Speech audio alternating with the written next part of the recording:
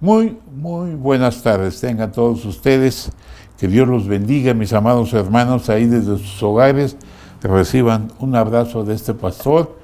Y pues hoy seguimos con las predicaciones acerca precisamente del nacimiento de Jesucristo. Y hoy vamos a tocar un tema muy importante acerca de la encarnación de Jesucristo.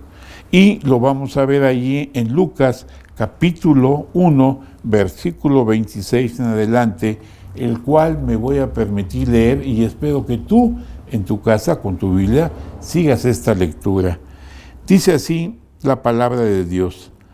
Al sexto mes, el ángel Gabriel fue enviado por Dios a una ciudad de Galilea llamada Nazaret, a una virgen desposada con un varón que se llamaba José, de la casa de David, y el nombre de la virgen era María. Y entrando el ángel en donde ella estaba, dijo: Salve muy favorecida, el Señor es contigo, bendita tú entre las mujeres. Mas ella, cuando le vio, se turbó por sus palabras y pensaba qué salutación sería esta. Entonces el ángel le dijo: María, no temas, porque has hallado gracia delante de Dios. Y ahora concebirás en tu vientre y darás a luz un hijo, y llamarás su nombre Jesús. Este será grande y será llamado Hijo del Altísimo, y el Señor Dios le dará el trono de David su padre, y reinará sobre la casa de Jacob para siempre, y su reino no tendrá fin. Entonces María dijo al ángel: ¿Cómo será esto? Pues no conozco varón.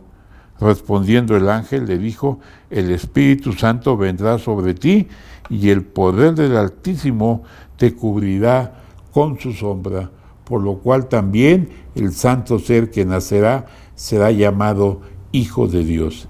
Y he aquí tu pariente Elizabeth, ella también ha concebido hijo en su vejez, y ese es el sexto mes para ella, la que llaman estéril, porque nada hay imposible para Dios. Entonces María dijo: He aquí la sierva del Señor, hágase conmigo conforme a tu palabra. Y el ángel se fue de su presencia. Vamos a orar. Amado Padre, amado Dios, nos ponemos en tus manos, deseando que tu Espíritu precioso nos conduzca a discernir y a entender tu mensaje en esta hora. Ayúdanos, Padre Celestial, de tal forma que todo nuestro corazón, toda nuestra mente, todo nuestro ser esté puesto en el mensaje de tu palabra. Glorifícate en todo ello, Señor. Te lo pedimos en el nombre precioso de Cristo Jesús. Amén. Es un preciso pasaje en el que vamos a meditar brevemente en este domingo, y habla precisamente del anunciamiento del ángel Gabriel enviado por Dios para darle una noticia a María de que ella iba a concebir un hijo.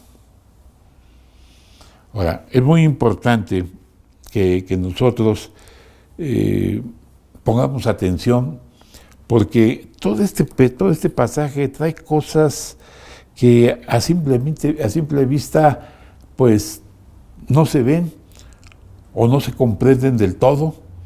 Entonces necesitamos poner mucha atención para ver cómo Dios, en su plan redentor, al enviar a Jesucristo encarnado, entonces vamos a conocer todo este mensaje. La Navidad es parte de algo, es parte del nacimiento, simplemente de la venida del Mesías, del libertador que iba a ser Jesucristo. Pero Jesús fue niño temporalmente, poco tiempo. Fue el niño Dios, pero hoy ya es el hombre Dios. Entonces tú y yo conocemos a Jesucristo principalmente en esta etapa en donde Él ha sido tu Señor, ha sido tu Salvador, donde Él te ha dicho cuánto te ama y cómo te está transformando día a día a la imagen de Jesucristo. Pero como decíamos la vez pasada, si Jesús vino y murió por ti y por mí, antes tuvo que haber nacido. Y eso es lo que vamos a hablar el día de hoy. Déjame comentarte con esta ilustración. Había dos niñas, allí en su pueblo pasaron por una tienda y en un escaparate estaba lleno de juguetes. Era tiempo de Navidad. Y entonces una de estas niñas le decía a la otra lo que había, le hablaba de la muñeca, cómo era, qué aspecto tenía, le hablaba del juguete, del trenecito, le hablaba de la casita, le hablaba de todo lo que había, se lo describía de una forma tal que la otra muchachita se sentía, wow, decía, ¿cómo quisiera tener eso? Y entonces había un hombre ahí, y se percató de que una de ellas le describía todos los juguetes a la otra. Entonces, pues, él se acercó y se dio cuenta de que la otra niña a la que se le estaba describiendo todo estaba ciega. Y entonces el hombre dijo, ahora comprendo por qué la otra niña le describía todos los juguetes porque ella no veía. ¿Sabes, hermano? La Navidad así es. Muchos pensamos que la Navidad, pues, y así se estila, es fiesta, es colorido, es adornos, es estar con la familia, es la comida, es simplemente, es un momento para convivir. Pero muchas veces nos olvidamos verdaderamente qué es la Navidad. Algunos dicen, sí, es cuando nació Jesucristo. Y ahí se queda nada más.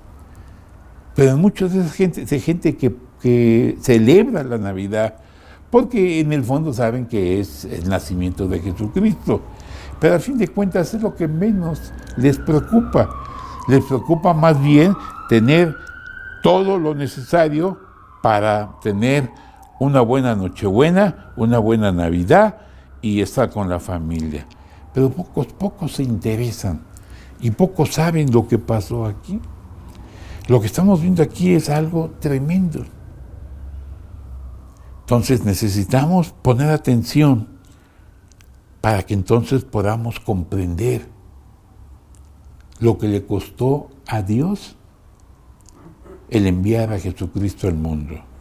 Primeramente, si tú te das cuenta, vamos a ver una cosa importante. Vamos a ver aquí la omnipotencia de Dios.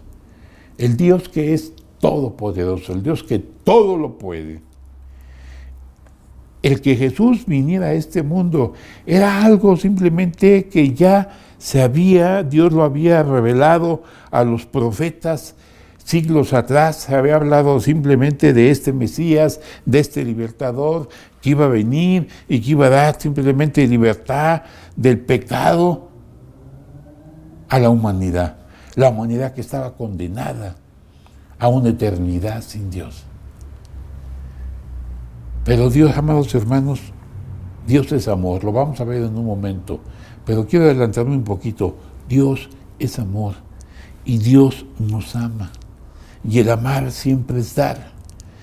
Y tú y yo somos creación de Dios y fuimos creados para vivir una relación con el Señor aquí en esta tierra y por la eternidad. Pero el pecado de Adán, como nos narra la Biblia y en Génesis, pues nos quitó esa bendición. Y hoy toda la humanidad estamos infectados por el pecado. ¿Qué hacemos en este mundo? Hacer muchas cosas posiblemente buenas, positivas si tú quieres, pero al fin de cuentas somos pecadores. Y Dios es un Dios santo y es un Dios justo. Y no puede tolerar el pecado. Y en su santidad y en su justicia tiene que castigar el pecado. Porque la paga del pecado es muerte. Esto es separación con Dios. No hay comunión con Dios. Entonces, pero Él nos ama, decíamos que Él nos ama. Y la única manera de encontrar salvación era que Dios tomara la iniciativa. Y Él mismo se encarnó en la persona de Jesucristo y vino a este mundo. Y vino simplemente como el Salvador, quien nos iba a dar esa bendición, que iba a ser el hombre perfecto. Casi lo fue Jesús, fue un hombre sin pecado, lo fue Jesús. Y Jesús reunía entonces las cualidades que se requerían para que el hombre pudiera descansar en este Salvador. O sea, es que este Salvador iba a tomar nuestro lugar, iba a llevar nuestros pecados y iba a experimentar la muerte que tú y yo deberíamos experimentar. Hablo espiritualmente. Ahora, hablamos de la omnipotencia de Dios. ¿Qué tuvo que hacer Dios? Bueno, dice en primer lugar que dice ahí, y entrando el ángel, versículo 28, donde ella estaba, dijo: salve muy favorecida, el Señor es contigo, bendita tú entre las mujeres. Mas ella, cuando le vio, se turbó por sus palabras y pensaba: ¿qué salutación sería esta? Entonces el ángel le dijo: María, no temas, porque has hallado gracia delante de Dios, y ahora concebirás en tu vientre y darás a luz un hijo, y llamarás su nombre Jesús. Este será grande y será llamado Hijo del Altísimo, y el Señor Dios le dará el trono de David su padre, y reinará sobre la casa de Jacob para siempre, y su reino no tendrá fin. Esa omnipotencia de Dios. Yo estoy seguro que para ti, para mí, para cualquier persona, esto que Dios hizo de venir encarnado en la persona de Jesucristo es algo difícil de comprender, de entender. ¿Cómo es que Dios hizo esto? ¿Cómo es que Dios estuvo dispuesto a venir a este mundo de esta forma tan humillante como Él vino al mundo? Porque fue una humillación para el mismo Dios el venir y tomar simplemente, no solamente forma de hombre, sino de siervo, de esclavo. Pero Dios tiene esa capacidad. Y Él, en su plan eterno, permitió entonces que Jesús viniera y tomara forma de hombre. Ahora, esto es maravilloso, porque María concibió, pero concibió, como dice la Escritura, por medio del poder del Espíritu Santo. Y gestó dentro de su vientre a Jesús, y Jesús tuvo un nacimiento natural. En ese sentido, fue natural.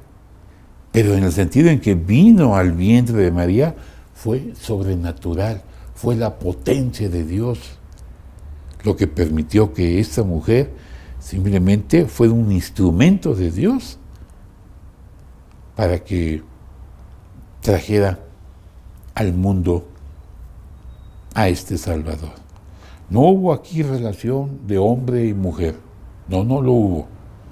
La Biblia nos señala que más adelante, una vez que Jesús nació y creció, más adelante, María y José tuvieron hijos. Pero este Jesús no tuvo que ver nada a José, simplemente fue concebido por el poder del Espíritu Santo. Entonces Jesús no nació con el pecado. Él fue santo y fue perfecto, y, como decíamos, nunca pecó. ¿Sabes, amado hermano? Tú y yo, tiempo atrás, tú sabrás en qué tiempo tuviste un encuentro personal con Jesucristo. Déjame decirte que ese encuentro personal con Jesucristo también fue un encuentro sobrenatural. Porque dice la Biblia que quien nos convence de pecado y de juicio es el Espíritu Santo. María fue escogida no porque María tuviera algo especial, a tal punto que Dios lo escogió porque María había hecho méritos. Era una persona muy especial, era alguien que se había esforzado. Nada de eso dice la Biblia. Si tú ves el versículo 38, dice, entonces María dijo, he aquí la sierva del Señor, hágase conmigo conforme a tu palabra. Y el ángel se fue de su presencia. María sabía quién era una persona falible, era una persona pecadora como tú y como yo. Ciertamente era una persona temerosa de Dios, era una persona que amaba a Dios, pero eso no quiere decir que no era pecadora. Ella era pecadora como todos, y era una sierva, era una esclava. Y yo soy esclava de Jesucristo, yo soy esclava. Entonces, hoy en día, pues muchos ponen a María incluso por encima de Dios. Mucha gente adoran a María en lugar que a Jesucristo. Y esto no lo enseñó María, esto es una enseñanza de los hombres que han tergiversado, no han entendido, no han discernido, no han comprendido lo que la palabra de Dios dice. María simplemente fue una mujer humilde. Ciertamente, cuando digo mujer, quiero decir que en aquel tiempo se estilaba que las jovencitas entre 12 y 14 años se comprometían. Y más, y después del compromiso venía el matrimonio. Entonces vamos a decir que María era una adolescente, una jovencita. Pero Dios, en su infinita sabiduría, Dios, en ese que todo lo conoce, todo lo puede, escogió a María porque Él quiso. Aquí lo importante es que María estuvo dispuesta. ¿Se das cuenta? Aquí no dice, el ángel le dijo a María, pues mira, María me mandó el Señor, Él tiene este plan y quiere saber si estás de acuerdo, a ver si te gusta la idea, porque entonces tú serás. ¿Verdad que no dice eso? Simplemente Dios tenía un plan y María estaba en ese plan como un instrumento. Y María en su momento, temerosa de Dios, conociendo a Dios, entonces, y teniendo, imagínate, la presencia del ángel Gabriel, este ser sobrenatural ahí dándole este mensaje, María simplemente estuvo dispuesta a llevar a cabo la voluntad de Dios. Ahora, cuando decimos estuvo de acuerdo a llevar la voluntad de Dios, es que hay que tomar en cuenta algo. María se embarazó. En aquel tiempo, cuando iba a haber una unión, un hombre y una mujer, los padres regularmente ellos hacían pues los preparativos para decir, pues bueno, mi hijo se va a casar con esta mujer, o esta mujer se va a casar con este hijo. Y ellos hacían simplemente los preparativos, y cuando era así, cuando era en dado momento de que el hombre iba a escoger a una mujer, daba una dote a la familia de la mujer. Y después venían los esponsales. Eso significaba que ya había un compromiso y que ellos tenían un año para consumar la boda. Entonces en ese tiempo, tanto el hombre se preparaba el lugar a donde iba a llevar a su futura esposa en un año. Regularmente era la casa del padre. Y la mujer pues preparaba todo aquello que se fuera a necesitar en el hogar. Pero no había relación sexual. Simplemente era un compromiso. Así se estilaba. Era parte de la costumbre. Entonces, Pero el estar ya en esos esponsales, en ese compromiso, se veía ya como un matrimonio. Ya eran un matrimonio, así lo veían ellos. No había relaciones, no vivían juntos, pero era un compromiso y era un matrimonio. De tal forma que a esta relación, en ese tiempo de ese año, se podía simplemente, no se podía en dado momento, quiero decir, romper esa relación, al menos que fuera por un divorcio y por una causa que lo justificara. Entonces, imagínate, María embarazada. Entonces venía primeramente, ¿qué va a pensar José? No sé si ella sabía ya que José también había sido visitado por el ángel Gabriel, hablándole y diciéndole lo que iba a suceder con María y que no se preocupara, que el niño que venía era simplemente engendrado por el poder del Espíritu Santo. Bueno, entonces había esa situación. Entonces imagina qué va a decir. Imagínate José, wow, ¿qué va a decir la gente? ¿Cómo está embarazada? Eso no lo puedes esconder. Tarde o temprano la gente va a saber que está embarazada. Entonces sería algo, incluso sería un justificante para que José simplemente se divorciara de ella. Pero no lo hizo porque era un hombre justo y no quería en tal momento, pues, traer más problemas a María y mejor prefirió dejarla. Y ahí fue cuando Gabriel le dice lo que está sucediendo el ángel.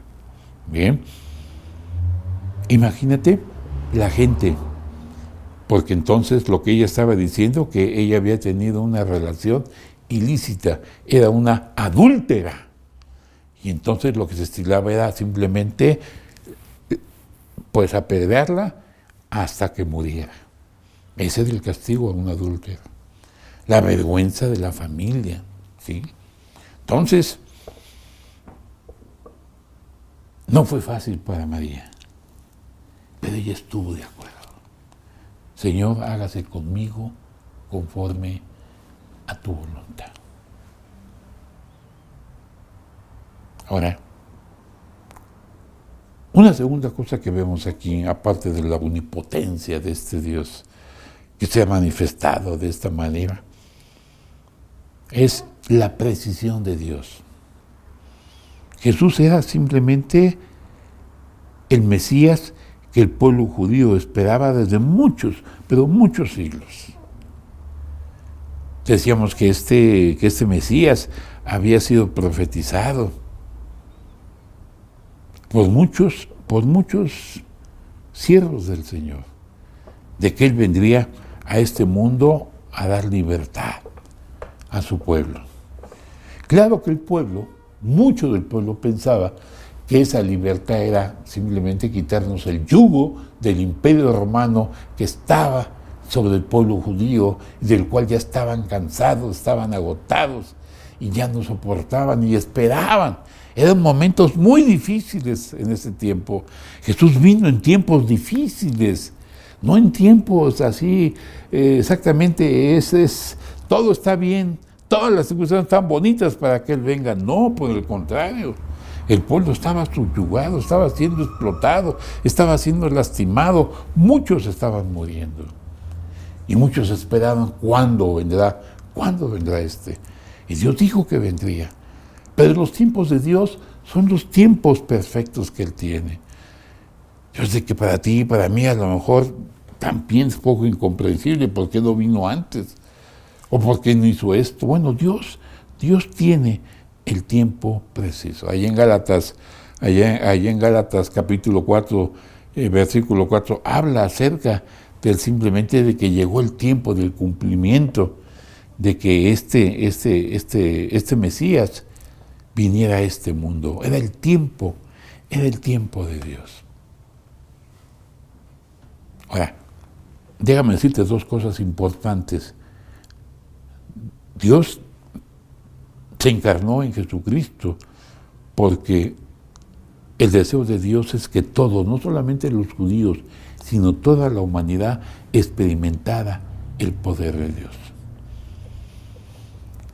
Había dos cosas importantes. Estaba el Imperio Romano, y el Imperio Romano estaba viviendo dentro de ese imperio del mundo conocido de aquel tiempo, estaba viviendo una paz, y se llamó la paz romana. Y entonces estos romanos construyeron infinidad de caminos, de tal forma que la gente podía llegar a muchos lados y tener comercio, que es lo que se buscaba, el comercio, que la gente fuera, que la gente invirtiera, que la gente en dado momento pues dejara al Imperio Romano en una situación comercial muy importante y además de los impuestos. Entonces todo el mundo, en esa paz, todo el mundo podía viajar. Otra cosa que era importante es que existía en ese momento un idioma universal que se llama el griego, pero el griego koiné. Koiné significa que era el griego que hablaba simplemente la gente común. El griego clásico lo hablaban simplemente, pues, los intelectuales, los preparados, los estudiosos, la corte. Pero el pueblo hablaba el griego koiné. Esto vino 3 siglos atrás aproximadamente, cuando Alejandro Magno, Alejandro el Grande, simplemente tuvo un sueño, una cultura, una lengua. Y entonces trabajó para ello. Él era el que había conquistado el mundo. Antes que los romanos estaban los griegos y los helenistas habían conquistado el mundo de aquel tiempo. Y él tenía esto, una lengua, una cultura. Y entonces se conoció como la cultura helenista. Y entonces todo el mundo aprendió el griego koiné. Y fue algo tan efectivo que todo el mundo conocido hablaba el griego koiné, porque el griego koiné, simplemente esta lengua, era la lengua del comercio. Es como decir hoy, si no sabes inglés, pues estás muy limitado. Pero cuando sabes inglés, a donde vayas, habrá alguien que esté ahí a un lado tuyo para entender lo que estás diciendo. Igualmente, entonces, en aquel tiempo, era el griego koiné. ¿Sabes? El Nuevo Testamento se escribió, todo el Nuevo Testamento se escribió en griego, el griego koiné. Hay palabras ciertamente en arameo, ciertamente que sí, pero todo, o casi todo el Nuevo Testamento, por no decir todo, fue escrito en griego. De tal forma que entonces cuando se empieza a escribir la palabra de Dios y empiezan a salir los escritos de los apóstoles, todo mundo podía entender lo que decía estos escritos, porque estaban escritos en un griego que todo el mundo hablaba en aquel tiempo. Entonces, cuando decimos el tiempo preciso de Dios, es porque estaban los caminos, estaba la paz romana que permitía el traslado con toda seguridad, y estaba también esta lengua universal de aquel tiempo. Bueno, era el tiempo de Dios. Y Dios es preciso, nunca se equivoca. Jesús llegó en el tiempo perfecto. Yo para ti, para mí, a lo mejor, pues, no sé. Pero esa es nuestra fe de que Dios lo ha hecho. Ahora, déjame terminar con esto. Tú y yo, como decía tiempo atrás, fuimos escogidos por el Señor. No porque tú fueras o yo fuera especial, o fuéramos personas que en dado momento nos estábamos ganando el favor de Dios. Nadie puede ganarte el favor de Dios. María simplemente recibió, dice, muy favorecida, recibió la gracia del Señor. Y la gracia del Señor, Él la da a quien quiere, no porque la persona lo merezca o lo quiera, simplemente es la gracia de Dios. Tú y yo, si estamos en Cristo, somos lo que somos por la gracia de Jesucristo. Y tú y yo, igual que María, fuimos simplemente tocados por el Señor.